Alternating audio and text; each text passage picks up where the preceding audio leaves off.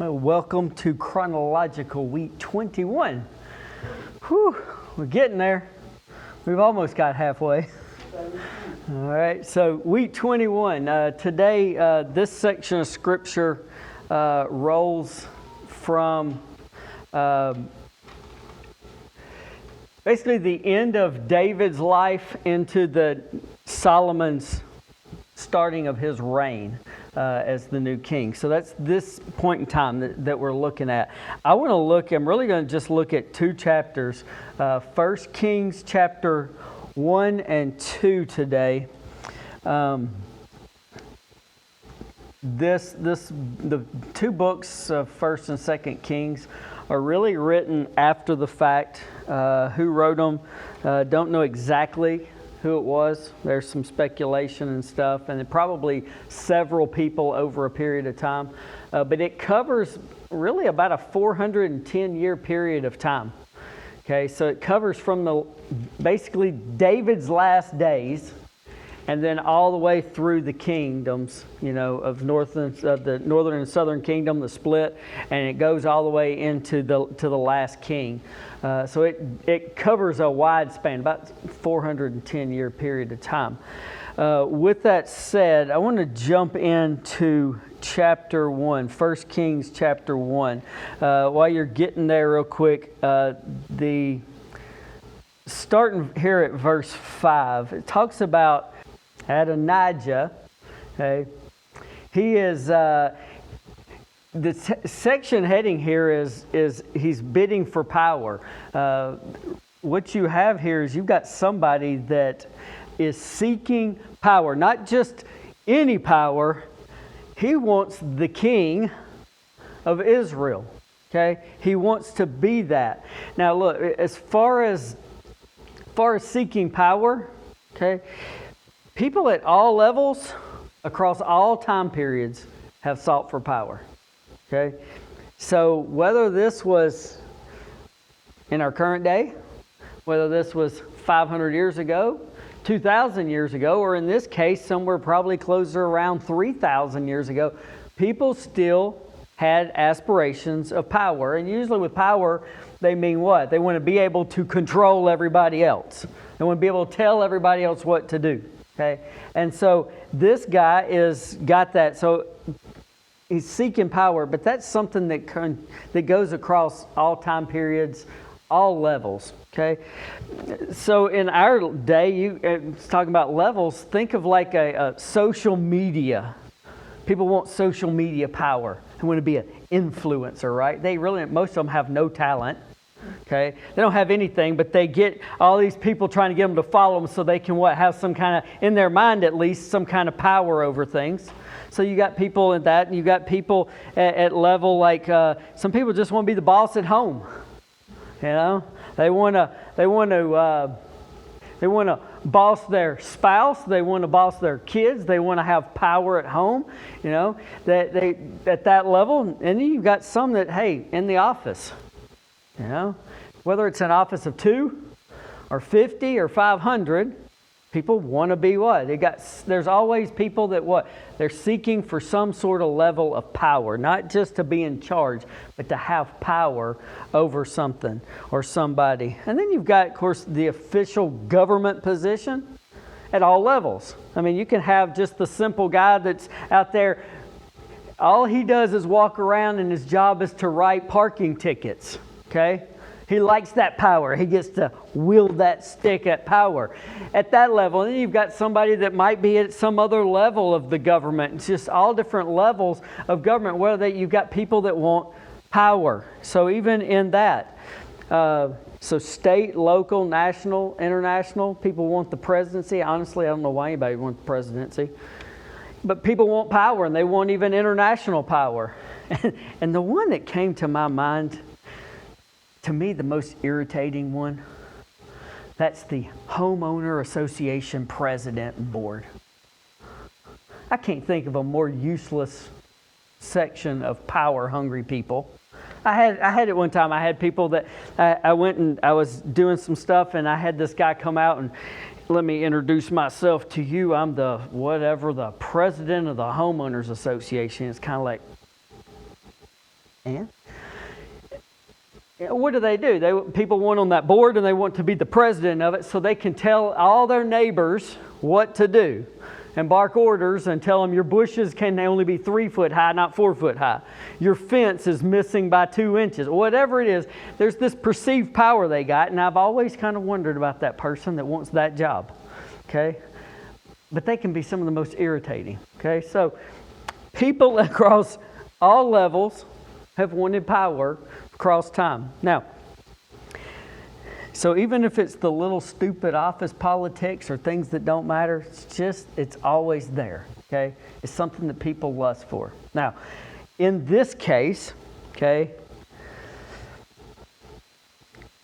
you've got Adonijah, who is David's son. You had the oldest son got by default. He raped his sister, ended up dead, right? And Absalom, we talked about Absalom was probably David's favorite, probably the one that David was hoping to ascend to the throne one day. But when Absalom doesn't, and he's dead, this guy here, he's born right after him. He's in line after Absalom, and he's got aspirations of power. He wants that position. Look at 1 Kings 1, verse 5. Adonijah, son of Haggith, kept exalting himself. That ought to be the self-telling part about this, right? Exalting himself, saying, I will be king. I just kind of picture him. He was sitting there with the big open window high up, and he's just kind of looking out, and he's talking to himself. I'm going to be king. I want to be king. I want to be king. And then what's he doing? He's going out and he's trying to recruit other people in on his deal. He wants to be king. Look at what it says. He prepared chariots, cavalry, and 50 men to run ahead of him. Does that sound like anybody else we just talked about? Absalom did the same thing, didn't he? Absalom come back and he same situation. What it looks like you've got what? You've got power, you've got prestige, you've got position by having this. So he did that, and he was also kind of a good-looking guy, and the people liked him. Well, that's the same thing that was going on with this guy. Okay? After Absalom's death, he's starting to think, I could be next in line, I should be next in line, I want to be king. So he's making himself look like the part. Verse 6, but his father had never once infuriated him by asking, why did you do that? David failed here. See, he had already, in a really somewhat official way, had already said Solomon's going to be king. And he's established him as co-equal with him. He's sitting as a co-king with him. Okay? It's already understood he's the next. But David still is what? The ultimate authority in the land. As long as he's alive, he's it. So David should have looked and gone, what are you doing? But he didn't. Okay? He failed to address the situation. The rest of that verse. His father never once infuriated by asking him, why did you do that? In addition, he was quite handsome and was born after Absalom. He conspired with Joab, the son of Zeruiah. Joab is David's nephew. Been with him for a long time. And with the priest Abiathar. They supported Adonijah. But the priest Zadok, Ben-Ehan, son of Jehoiada, the prophet Nathan, Shimea, Reah, and David's royal guard did not side with Adonijah. He conspired. It's a conspiracy. Coup attempts don't happen overnight. They're planned. They start to put little things in place. They quietly and secretly start to build. Until what? There's a point in time where they look and say, the iron's hot, we strike now or we don't. Okay? They start, they're planned, they start to move, and then they strike. Okay?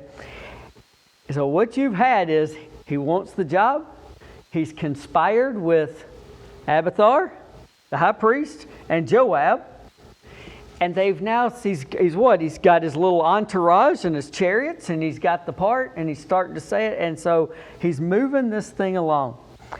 Verse 9, Adonijah sacrificed sheep, goats, cattle, fattened cattle near the stone at Zehoath, which is next to En Rogel. He invited his royal brothers. This would be what? His other siblings, probably, that are in the royal court. And all the men of Judah, the servants of the king. So he gets really everybody he can find that will go with him in this process, and everybody who will buy into this conspiracy that they're doing. He's gotten all of them together. But he did not invite the prophet Nathan, Benihad, and the royal guard, or his brother Solomon.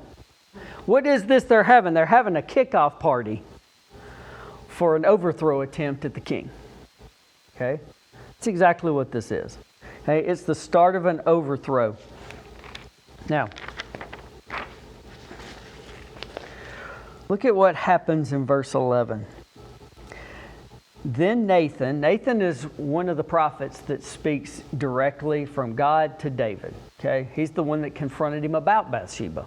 Okay? Nathan said to Bathsheba, Solomon's mother, have you not heard that Adonijah, son of Haggith, has become king, and our Lord David does not know it? They had to strike, because what you don't want is Solomon to what? Take the throne officially. Okay, it's hard to overthrow a king if he's sitting on the throne in the position. Right now, David's still king, Solomon is co-king, but it's not done. It's not an official act. Solomon is the sole ruler of all this. So now is when they look at it, and they're already seeing, I think, from what we didn't read at the beginning, David's gotten really, really weak. He's basically on his deathbed. He's got just a short amount of time to live, and they're taking this opportunity right here to make the strike. Okay? And so they've done it, though, at the real time that they needed to. David's still alive, but they figure he's checked out and he doesn't know anything going on. Okay? Problem is, well, at least problem for them, God knows, Nathan knows. Okay? And they go and they take it. They're going to go and take it to David. Look at verse 12. Now, please come, let me advise you. He's talking to Bathsheba. Save your life and the life of your son Solomon. He's right here. If Adonijah does happen to overthrow the kingdom and become king, by default, he needs to kill Solomon. And he needs to kill Solomon's mother. Okay? Why? Because everybody already knows David's already said he's the next king. I need him out of the way. So if they're going to make this work, they need Solomon to die. Go approach King David, say to him, my lord the king, did you not swear to your servant, your son Solomon is to become king after me? He is the one who will sit on my throne. So why has Adonijah become king? At that moment, while you are still speaking with the king, I'll come in after you and confirm your words. So he's got a plan. Skip down at verse 17.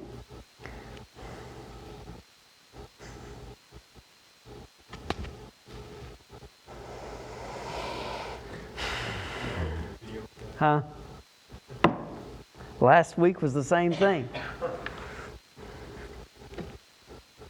All right. Felicia, could you bring these in? All right. Verse 17. She replied, my Lord, you swore to your servant by the Lord your God, your son Solomon is to become king after me, and he is the one who will sit on my throne. Now look, Adonijah has become king, and my Lord the king, you didn't know it. He has lavishly sacrificed oxen, fattened cattle, sheep. He invited all the king's sons, the priest Abiathar, and Joab, the commander of the army, but he did not invite your servant Solomon. He's got all these going. His conspirators are all co-conspirators in this, and they're all very powerful people in David's kingdom. Okay? And so they're telling them that. Verse 20, now my Lord the King, the eyes of all Israel are on you to tell them who will sit on the throne of the Lord, of my Lord the King after him. Otherwise, when my Lord the King rests with his fathers, I and my son Solomon will be regarded as criminals. Adonijah's going to regard them as criminals to kill them, to get them out of the way. That's true. Okay. At that moment, while she was still speaking with the king, the prophet Nathan arrived, and it was announced to the king. So he comes in about this point in time to tell them. Okay, and what's he going to tell them? Look at verse 20, second half of verse 25. Let's just do verse 25. For today he went down and lavishly sacrificed oxen, fattened cattle, sheep. He invited all the sons of the king, the commanders of the army. He took the priests and the priest Abiathar. And look, they are eating and drinking in his presence, and they're saying, long live King Adonijah. But he didn't invite me, your servant, or the priest Zadok, or Benaiah, son of Jehoiada, or your servant Solomon. So he's telling them, hey, he's verifying all the things. He's done this, and he's naming what? The conspirators with him. It's not just a one-person deal. He's giving them the whole thing. Verse 28, here's David's response. King David responded by saying, call in Bathsheba for me. So she came into the king's presence and stood before him. The king swore an oath and said, as the Lord lives, who has redeemed my life from every difficulty, just as I swore to you by the Lord God of Israel, your son Solomon is to become king after me. He is the one who will sit on my throne in my place. This is exactly what I will do this very day. We're not going to wait till I die and he's going to ascend to the throne. Today, he's going to take the throne. I'm still alive, but today, it's not a co-rule. We're fixing to make it a rule of one. We're going to put all this to end. Okay? David's going to do this. On his deathbed, he's going to finish this off. Look at verse 32. King David then said, call in the priest Zadok, the prophet Nathan, Benaiah, son of Jehoiada, for me. So they came into the king's presence, and the king said to them, take my servants with you. Have my son Solomon ride on my own mule. Ride on my own mule. The king's mule. See, the king had a royal mule, and when he rode, when he went out somewhere, this was a status symbol of not just any mule, this is the king's. Nobody rode that except the king. Here's the king saying, take him and put him on my mule. He's going to ride on my... What's he pointing at? He's taking my throne today. Okay? And he said, take him down to Gihon. There, the priest Zadok and the prophet Nathan are to anoint him as king over Israel. Make it official, right? The priest and the prophet. David got anointed by who? The prophet Samuel, right? And David is making sure he's anointed by what? The high priest, or going to be the high priest, and prophet. Okay? Anoint him king over Israel. You are to blow the ram's horn and say, long live King Solomon. You are to come up after him, and he is to come in and sit on my throne. You're going to take him into the palace. You're going to take him into the throne room, not on his throne over here, on my throne. You say, no, this is not going to be a co-equal thing anymore. He's going to be the sole ruler taking my throne. David's basically saying here, while I'm still alive, it's over. I'm not king. He's the one and only king. Okay? He's to come in and sit on my throne. He is the one who is to become king in my place. He is the one I have commanded to be ruler over Israel and Judah. It's a done deal. Okay? He's making him officially the king while he's still alive. Had he have waited and he died, he might have had a civil war. Okay? Now look at verse 40. All the people went up after him, playing flutes, rejoiced with such great joy that the earth split open from the sound. They go, they do all this, they blow the horn. The people are rejoicing. Why? Because Solomon is now what? He's king. Not co-king, king. Done deal. David has just handed over the entire kingdom to Solomon. One time, handed it to him and all this. And the people are rejoicing. Now, what's going to take place from here is, well, fear's going to break out. There's treason in the air, okay, over on the other side of town, and they're going to hear all this, and fear's going to break out. Verse 41, Adonijah and all the invited guests who were with him heard the noise as they finished eating. They're having this big party, right? They're kick off to their revolution, to their big coup. And they hear all this cheering, all this, the ram's horn, the people are cheering. Okay? They hear all this noise. Now Joab by now, he's going to be a pretty good old man now. But he's still got massive power. He's still in charge of the army. He still has huge aspirations. That's the reason why he had conspired here anyway. You know, hey, Solomon, I might not get to keep my position. Adonijah, I get to keep where I'm at. Okay? So Big Dog's sitting over there, and he heard the sound of the ram's horn and said, why is the town in such an uproar? He was still speaking when Jonathan, son of Abiathar the priest. Abiathar, one of the co-conspirators, right? His son Jonathan comes walking up in. Adonijah, King Adonijah, looks up and sees Jonathan, Abiathar's son, and he says, come on in, you're an important man. Hey, buddy, come on in. Come on in over here. You're important. It's your son. Look, we've done this. Long live me, the king. Right? You're an important man. You must be bringing good news because all that noise and cheering out there must have been great news. Must be the people have heard what's going on here and they've all said, hey, King me. Verse 43. Nice try, buddy. Unfortunately not, Jonathan answered him. Our Lord King David has made Solomon king. With Solomon the king has sent the priest Zadok and the prophet Nathan, Benaiah the son of Jehoiada, and the Sherethites and the Pelethites, and they have had him ride on the king's mule, not anybody else's, David's mule. The priest Zadok and the prophet Nathan have anointed him king. They have gone up from there rejoicing, and the town has been in an uproar with the noise you heard. And here it is. And Solomon has even taken his seat on the royal throne. All of it's done, and he's sitting there in the palace on the king's throne with the king's crown sitting on his head. Y'all are done. Hey, you're done.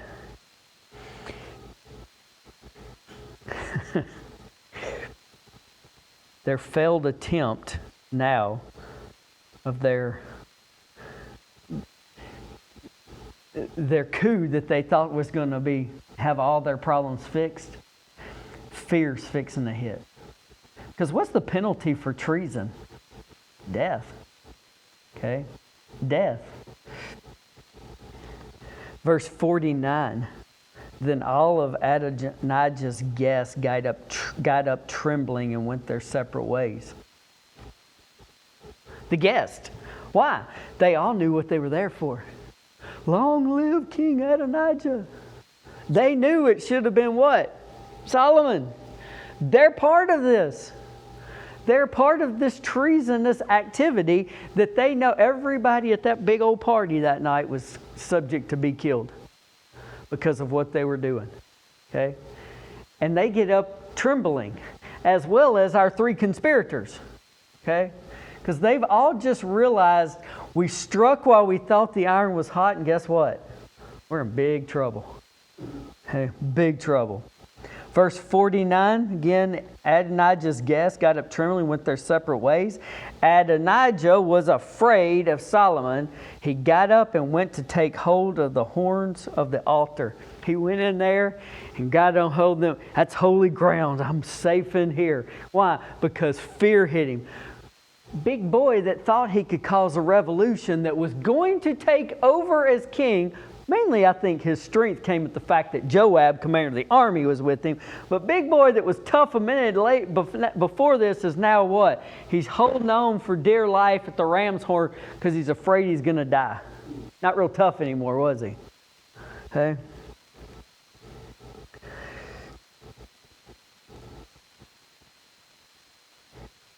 It was reported to Solomon, look, Adonijah fears King Solomon. He has taken hold of the horns of the altar, saying, let King Solomon first swear to me that he will not kill the servant with the sword. I'm not coming out till you make sure he says he's not going to kill me. Wouldn't have been the flip side of this, wouldn't have been the same thing though, would it? Had he have taken the throne. Okay? He's over there whining. Okay? Then Solomon said, if he is a man of character, not a single hair will fall to the ground. But if evil is found in him, he dies. What's he saying? Y'all can bring him in here, and if he's willing to chill out, I'm going to give him grace. But if he wants to argue why he should be king and everything, he's dead. Okay? So King Solomon sent for him. They took him down from the altar. He came and paid homage to King Solomon. And Solomon said to him, go to your home. He's basically saying, I surrender to the new king. It's a done deal. Okay? And Solomon, while he had every right to put him to death, doesn't. Offers him grace. Gives him mercy. Gives him what he didn't deserve. Okay? Gave him what he didn't deserve.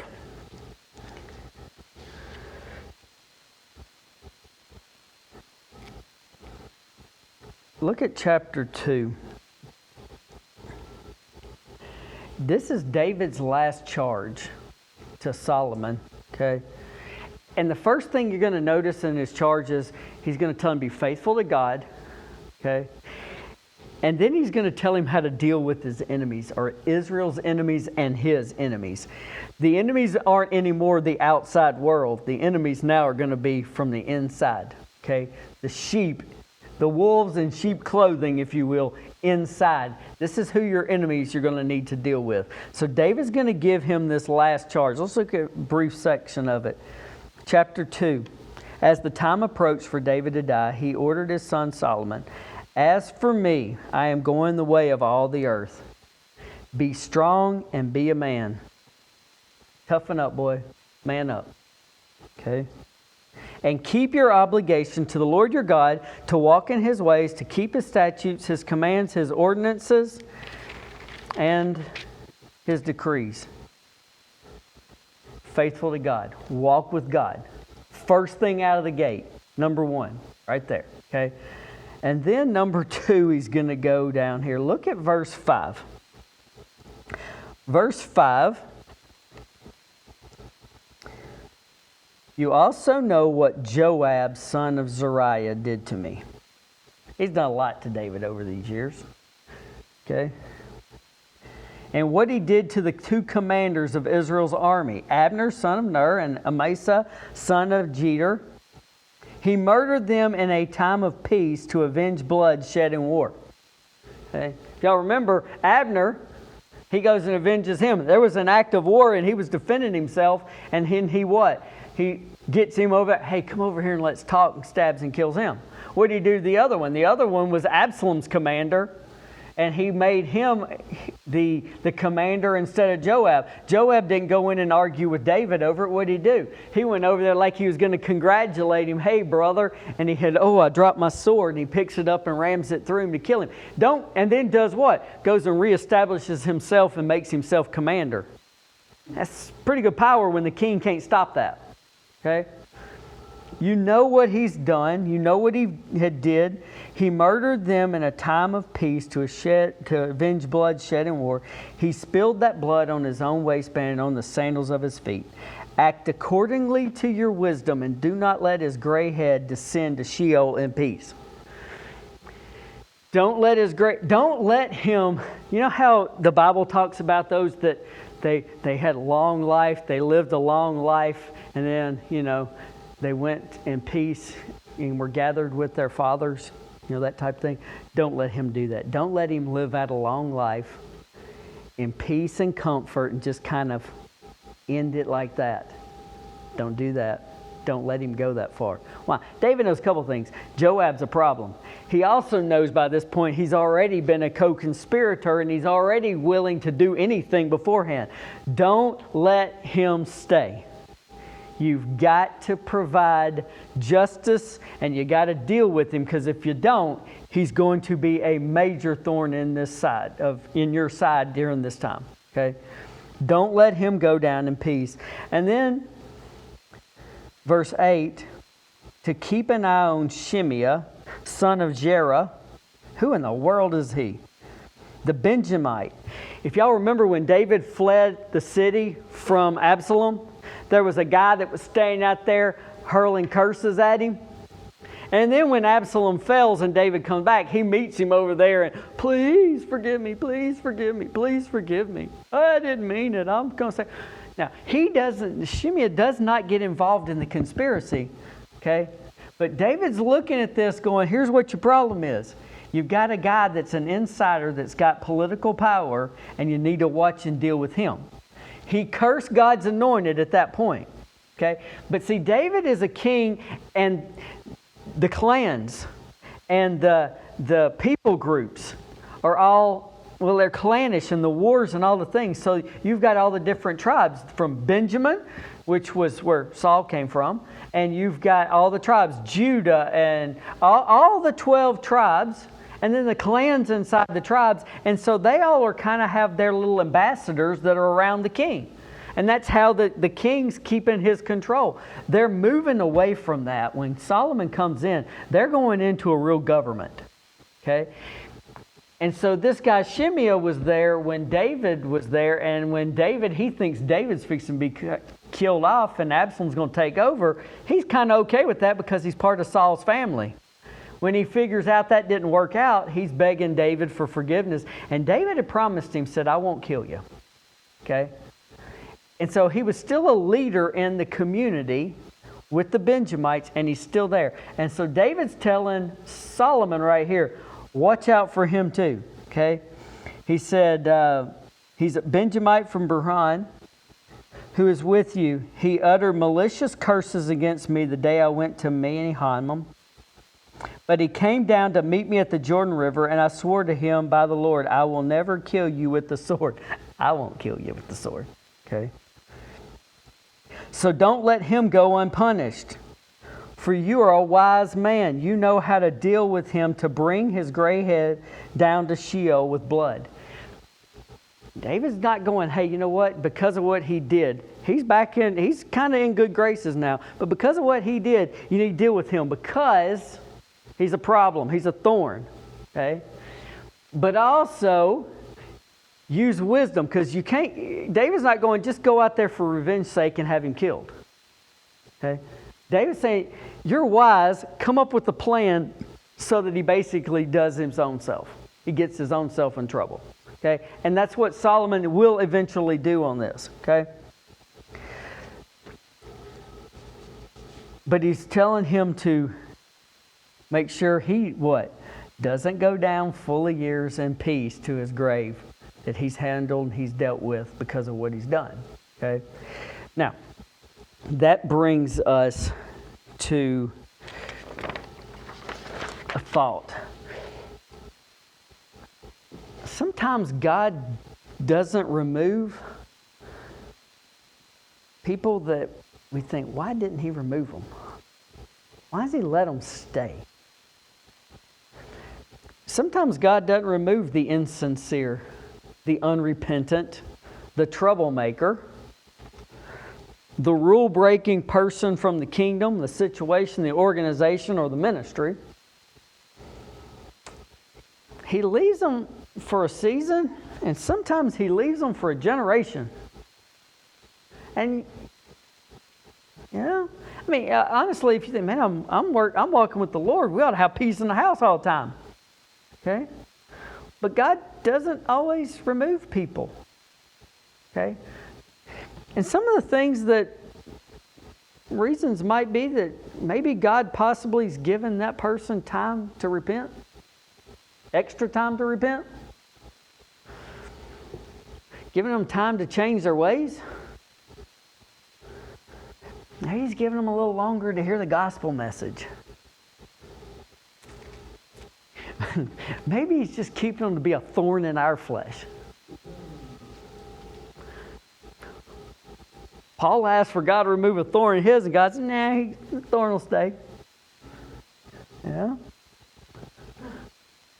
Maybe it's to sharpen us, sharpen a person, sharpen a group. Maybe God leads them to chisel on somebody. Yeah, there have been times that, we've left some people that might have had some conflict with staff and stuff, and you know what? Leave them there. Help chisel them a little bit. Maybe God was leaving them for that purpose. Maybe God just has a reason that we don't understand. Okay? God uses people for His purpose. Even sometimes evil people, malicious people, people that we go, why are they here? But God still uses them for what? His purpose. He can use anybody for His purpose. He sees the beginning and the end, and He knows all of it. So maybe He's doing that. Okay? Now, let me ask you this. Think through your current life right now. Okay? Your personal life, your work life, your church life, your family life. Okay? Think about those for just a second. Personally, is there someone in one or each one of these groups that causes you anxiety, stress, irritation, pain? Maybe they're rebellious, argumentative, talks about you when it's unprovoked or without merit.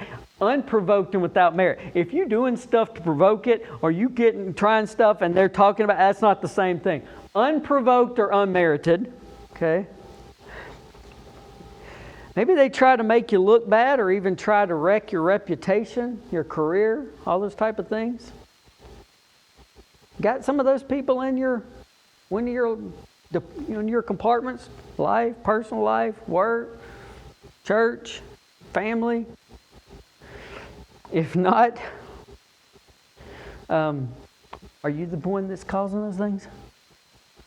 Could you be the one that's the irritant? Again, think about it. Okay? God doesn't remove everybody all the time just to give us what we consider peace in the house. Okay? That's the personal side. How about from the organizational side? The big picture. Okay? Clients or staff. There clients or staff issues that maybe staff come against other staff, or clients come against staff. Talk bad about staff. Maybe staff come against clients. That happens. Bad mouthing the ministry, trying to sabotage the ministry. That happens. Damage others or property. Cause strife in the ministry. They show up here on a regular basis, don't they? And sometimes they go away quick, and sometimes what? Stick around for quite a while. That happens, right? Well, we'd be careful then is not to get in quarrels with them, right? And we may pray, Lord, why don't you take out the thorn? And He might say they're here to chisel you. Okay? Or He might not say anything, but you're giving them an opportunity farther and farther to what? Repent, to change. Okay? But here's David, and God never removed all these thorns from him. He didn't take these people that were causing problems in the kingdom. But there does come a time. So for a generation, they stay there. But now it's fixing to move into a whole different era, and what's going to take place between God and David. He's telling them what needs to be dealt with. Okay? And sometimes that's the case. Now, We don't always know why. Okay? We also don't always know why God sometimes removes some things really quickly and some things really slowly. You know, some of the things that come up over time in ministry and in the world and within our sphere of life, and sometimes those things that pop up, God removes them quick. And sometimes they seem to last forever. And the reality is we don't always know why. David probably didn't know why. Okay? Why didn't God ever tell him to get rid of Joab? Why didn't God ever just let Joab die in battle? Why didn't God deal with those type things? Well, in this case, maybe God was using, even you had a violent guy who was evil and power hungry, but maybe God was using him to do what? Help David clear the road for the path for the kingdom. Okay? God still uses everybody for His purpose. Okay? So we don't always know what's the case. Now let's finish the story real quick. Look at chapter 2, verse 13. Adonijah came to Bathsheba. He came to the king's mama. Look, mama always got a special place, right? Mama always does. All right. You already tried to overthrow the king, which would have meant his death and probably Bathsheba's. Okay, and now you coming over to mama's house. All right. Came to Bathsheba, Solomon's mother, and she asked, "Do you come peacefully?" She got good reason to wonder that question, right? And he says, "Peacefully." And then he asked, "May I talk with you?" "Go ahead," she answered. "You know the kingship was mine." He's got what? He's still got thoughts about this, don't he? You know the kingship was mine, he said. All Israel expected me to be king. And I think that's probably built up in his mind because Solomon's been probably sitting on the co-chair with the king for quite some time. Okay? But in his mind, all Israel expected me to be king. But then the kingship was turned over to my brother, for the Lord gave it to him. He at least is that smart. God did this. We had it all planned out, but God did this. God gave it to him. But here's the thing. Just because God gave it to him doesn't mean that he's what? Accepted it. He may know he ain't happy about it, and he still wants it. Okay? He's still looking for it. Now,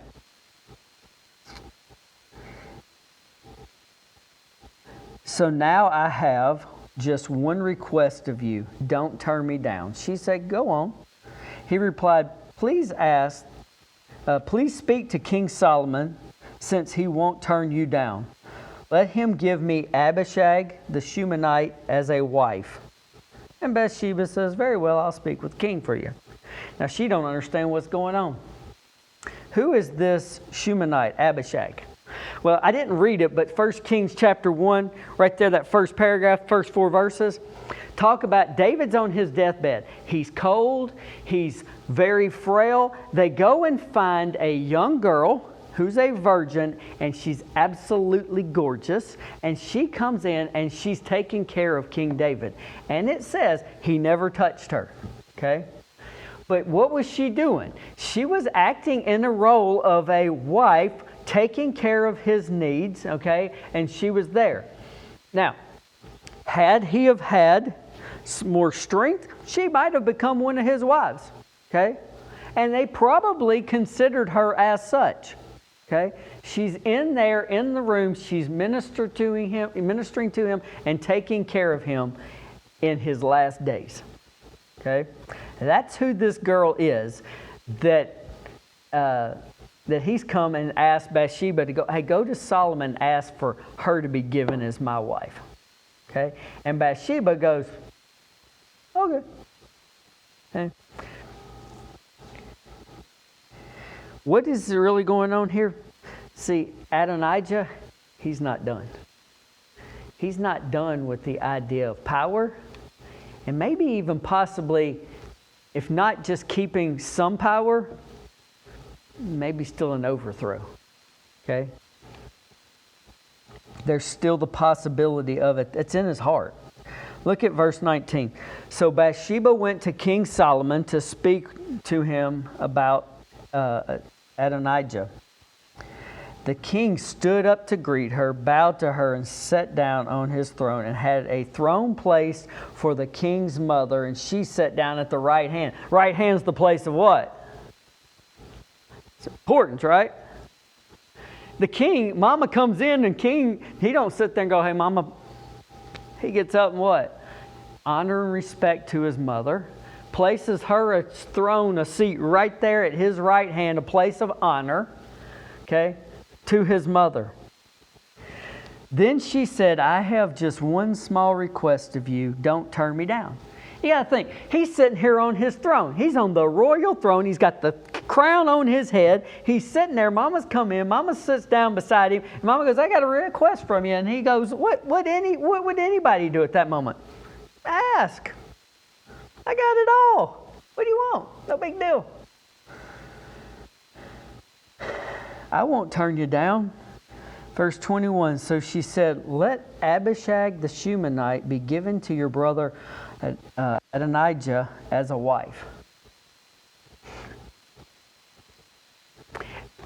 I can almost see Solomon's face as she starts and she says that. For a minute there's this perplexed look on his face. And then it turns beet red in anger. Mama don't have a clue, but Solomon does. He knows exactly what's going on, and he names it. He says, he answered his mother, why are you requesting Abishag the Shunammite for Adonijah? Since he's my elder brother, the throne would have normally been what? He's my older brother. You might as well have asked the kingship for him, for the priest Abiathar, and for Joab, son of Zeruiah.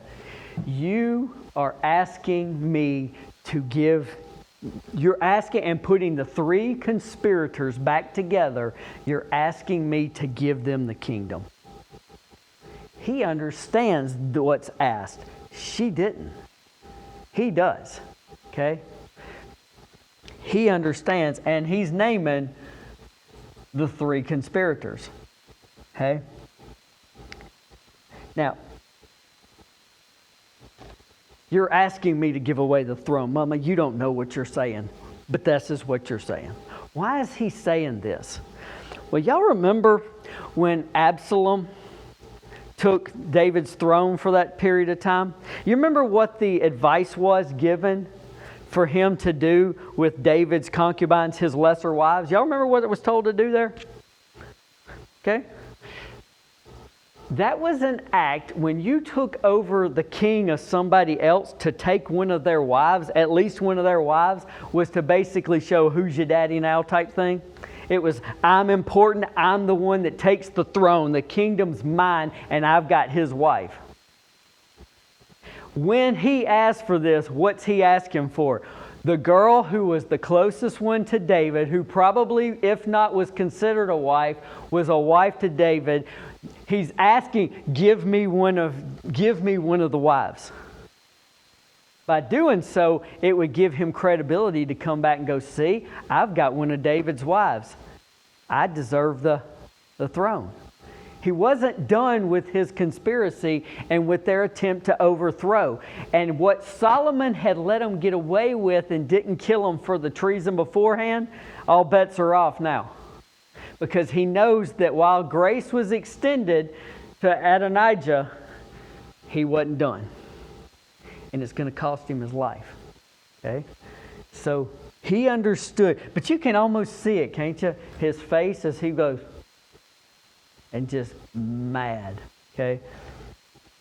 The king, verse 23, King Solomon took an oath by the Lord.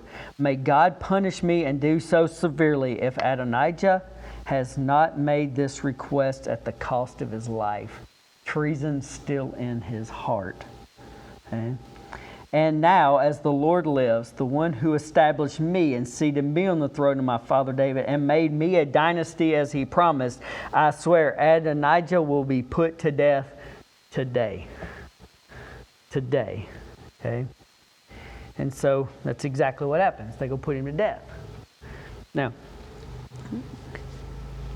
he immediately realizes that the three conspirators are still up. One's dealt with. Okay? What's going to happen from here?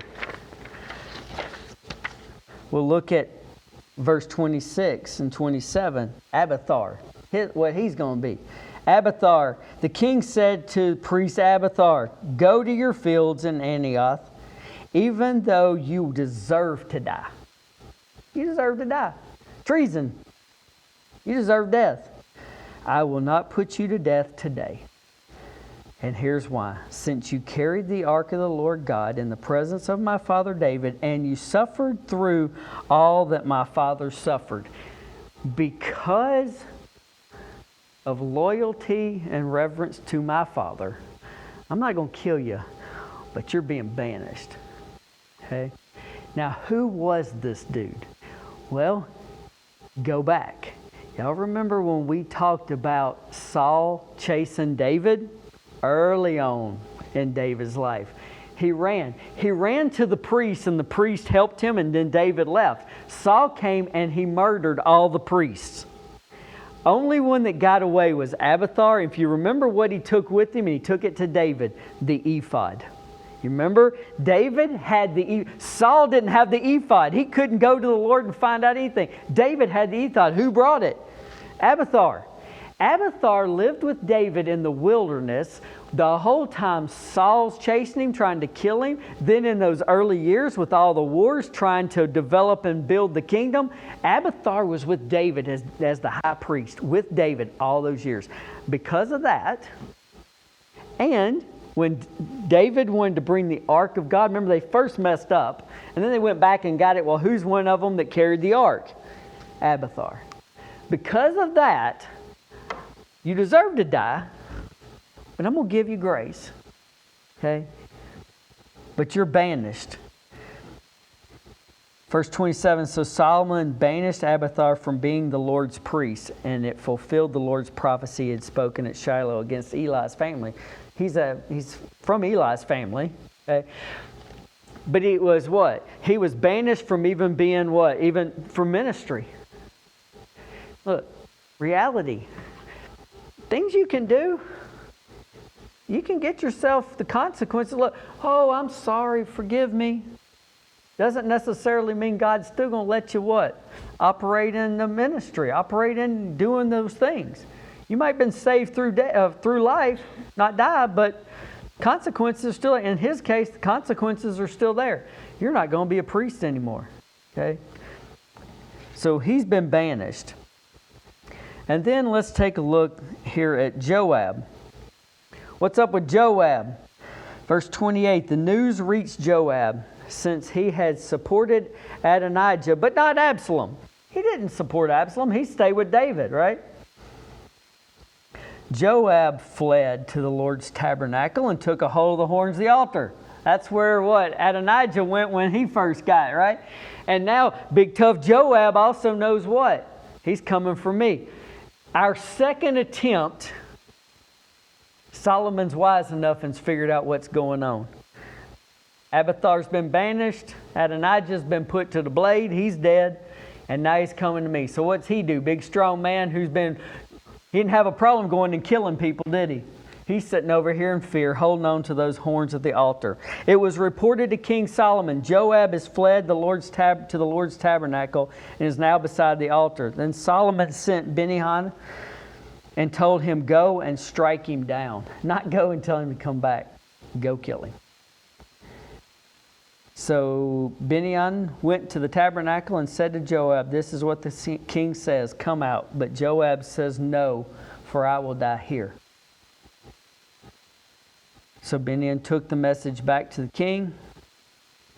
This is what Joab said. This is how he answered me. The king said, do just as he says. Strike him down and bury him in order to remove from me and from my father's family the blood that Joab shed without just cause.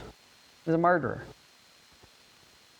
The Lord will bring back on his own blood on his head because he struck down 2 men more righteous and better than he, without my father's knowledge. He did all this stuff on his own. Now, he also did some stuff for David, right? But these he did on his own. With his sword, Joab murdered Abner the son of Ner, commander of Israel's army, and Amasa son of Jeter, commander of Judah's army. The responsibility for their deaths will come back on Joab and his descendants forever. But for David and his descendants and his dynasty and his throne, there will be peace from the Lord forever. Strike him down. Why? Treason. Look, grace was given, but they still what? They still worked on the plan. Okay? Punishment came. Now, the last thing we'll talk about is the next guy here, Shimei. Remember, Shimei wasn't part of the conspiracy. He stayed with David. He cursed David a long time before with Absalom, but he wasn't part of this one. Okay? Then the king summoned Shimei, verse 36, and said to him, build a house for yourself in Jerusalem and live there. But don't leave there and go anywhere else. Remember, David said, I told him I wouldn't kill him. Be wise so that justice can come to him. Okay? So what's he do? All right, so Solomon in his wisdom says, here's the deal. You're here in Jerusalem, build a house. Stay here. Don't leave. Okay? That reminds you of anything? There were those cities of refuge. If you did something, you could go to that city. As long as you stayed in there, you were safe. You ever left there, the avenger of blood got you. It was on your own head. So what's he telling him? Build a house, stay here in town, don't leave. Don't leave and go anywhere else. On the day you leave and cross the Kidron Valley, know for sure that you will certainly die. Your blood will be on your own head. Shimei said to the king, the sentence is fair. Your servant will do as my lord the king has spoken. And Shimei lived in Jerusalem for a long time. Hey, you know what, king? Deal. What you're saying, now, it wasn't like he had much of an option. I mean, honestly, he's the king and he just made you the deal. But he didn't kill you. Okay? Deal. It's fair, good. So he builds a house and he stays there a long time. But then look at what it says here. But then at the end of 3 years, okay? Let's skip down to verse 41. It was reported to Solomon that Shimei had gone from Jerusalem to Gath, and it returned. Uh-oh. Cocky sucker thought he could just kind of roll on out and roll on in. And I guess he thought, well, you know what? I mean, nobody's bothered me in 3 years. Y'all ever thought, you know what? That was a long time ago. No big deal anymore. Right? No big deal anymore. So the king summoned Shimei and said to him, didn't I make you swear by the Lord and warn you, saying, on the day you leave and go anywhere else, know for sure that you will certainly die? But look, you didn't catch me. Yeah, I got there, I got back. You didn't catch me. I mean, that'll be okay, right? And you said to me, the sentence is fair, I will obey. Okay? You were told not to go anywhere. You agreed. You said it was fair. You're going to obey it. So why have you not kept the Lord's oath and the command I gave you? The king also said, you yourself know that the evil you did to my father David. Got you, boy. You know the evil you did. You cursed God's anointed. You've probably been a thorn in his side along the way. Because if not, I mean, other than being cursed at that one point in time, you probably wouldn't think about this guy much more. He's probably been kind of one of those that sits there in the inner circle with the clans people and probably still just a little thorn in the side. Okay? Therefore, the Lord has brought back your evil on your own head. Okay. But King Solomon will be blessed, and David's throne will remain established for the Lord forever. And, well, they killed him. Okay. So, Adonijah had grace, and what? So what? I'll try it again. Okay. Power corrupted. Power corrupted. Because he had grace, and that should have been where it stopped. You know what? That was not a good idea. I'm lucky to be alive. Call it. But power corrupted, and he started lusting for it. Then what? Then Abiathar, well, he got really lucky. But he got banished, and he can't be a priest anymore, and he's banished. And then what? Joab had he's one of those that you really have to, what we talked about earlier. Why did God let him stay there so long? Okay. But he got his, and now Shimei got his. Okay.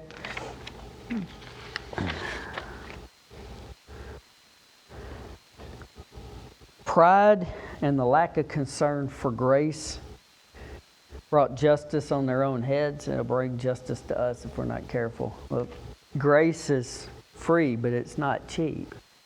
It's not something to be just spit on and, oh, hey, you know what? I got the grace of God. I can do whatever I want. Okay? It's not the way it works. Yeah. But when we're looking at this from the perspective of Warrior Center, where I kind of parked a little bit earlier, God doesn't remove all those thorns, all those people, all those things. And why is it? I don't know. But He doesn't always.